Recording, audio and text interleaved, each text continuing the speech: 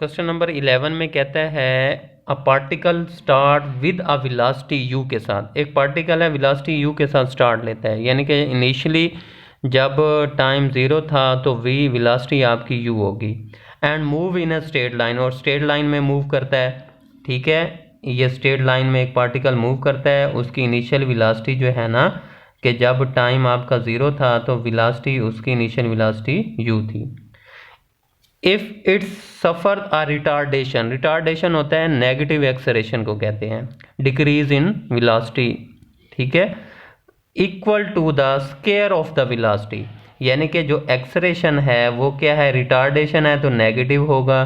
ठीक है, square of the velocity, velocity का स्क्वायर है। ठीक है, एक्सेलरेशन उसने दे दी है। ठीक है, find the distance travel by the particle in a time T.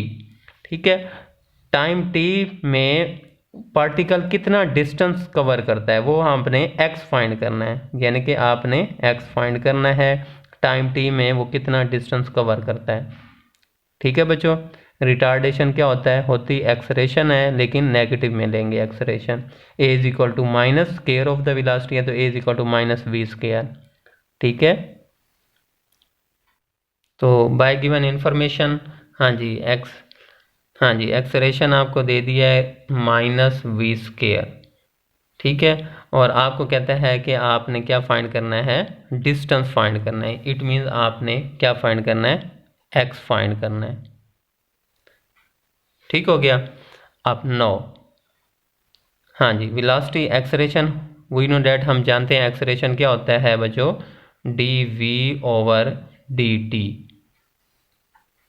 ठीक हो गया, एक्सेलरेशन ये इसके इक्वल होता है, और एक्सेलरेशन उसने आपको गिवन दे दिया है कि a is equal to minus we square है। ठीक है, तो इसका मतलब क्या हुआ जी बच्चों, a is equal to d v over d t. ठीक है, एक्सेलरेशन इसके इक्वल होता है, और आपने गिवन एक्सेलरेशन है a is equal to minus we square के।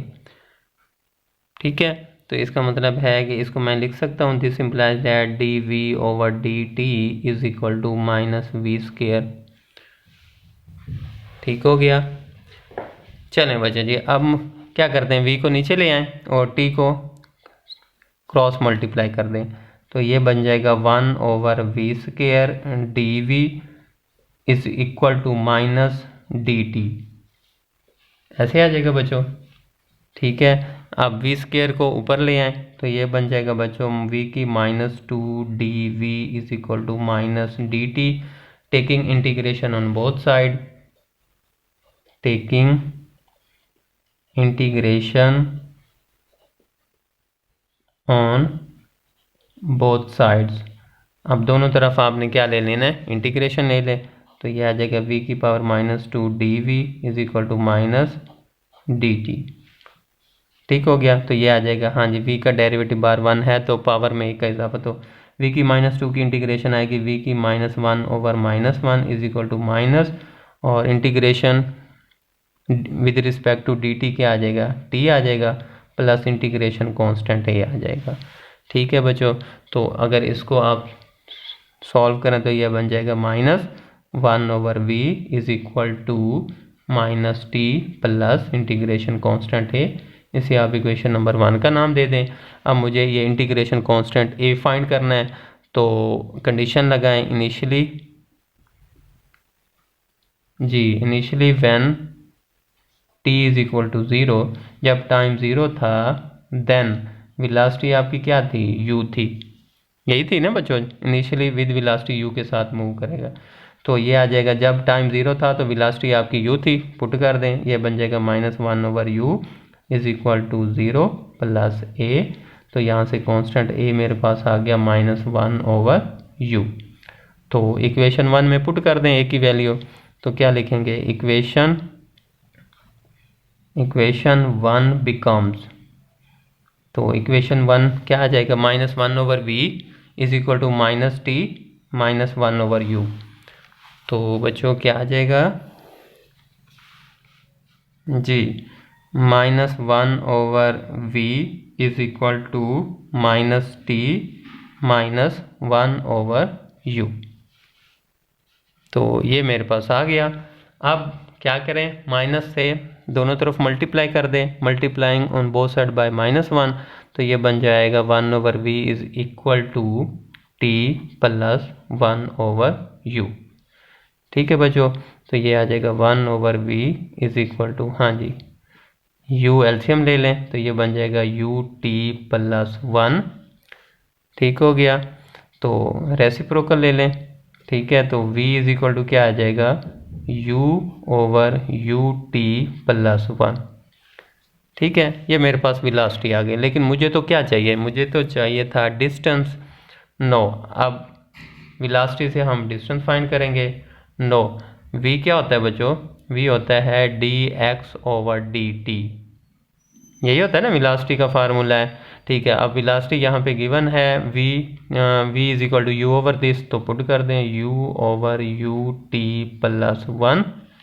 ठीक है, तो अब यहाँ पे बच्चों क्या आ जाएगा, सेपरेट द वेरिएबल्स, dt को क्रॉस मल्टीप्लाई कर दें तो यहाँ पे आ जाएगा dx इज इक्वल टू, हाँ जी, u/ut प्लस 1 इंटू dt। ठीक हो गया, यहाँ तक क्लियर हो गया। अब taking integration on both side, taking integration on both sides, हम दोनों तरफ इंटीग्रेशन ले लें तो ये आ जाएगा dx is equal to integration u/ut plus 1 dt। हाँ जी बच्चों, तो इंटीग्रेशन dx की क्या आ जाएगी, x आ जाएगी, यानी कि डेरिवेटिव से इंटीग्रेशन, डिफरेंशियल से इंटीग्रेशन कैंसिल हो जाएगी, यहाँ से x आ जाएगा। अच्छा, नीचे वाले फंक्शन के ऊपर डेरिवेटिव है, देखो u कांस्टेंट है, बाहर आ जाएगा t का 1 प्लस 1 का 0। तो नीचे वाले फंक्शन के ऊपर डेरिवेटिव हो, अगर नीचे वाले फंक्शन के ऊपर डेरिवेटिव हो तो उसकी इंटीग्रेशन क्या होती है, लॉग ऑफ नीचे वाला फंक्शन, यानी लॉग ऑफ ut प्लस 1 आ जाएगा मेरे पास, प्लस इंटीग्रेशन कांस्टेंट b आ गया। अब मेरे पास बच्चों डिस्टेंस आ चुका है, जस्ट b की वैल्यू चाहिए मुझे, इसे आप इक्वेशन नंबर 2 का नाम दे दें। हाँ जी, तो कंडीशन, हाँ जी,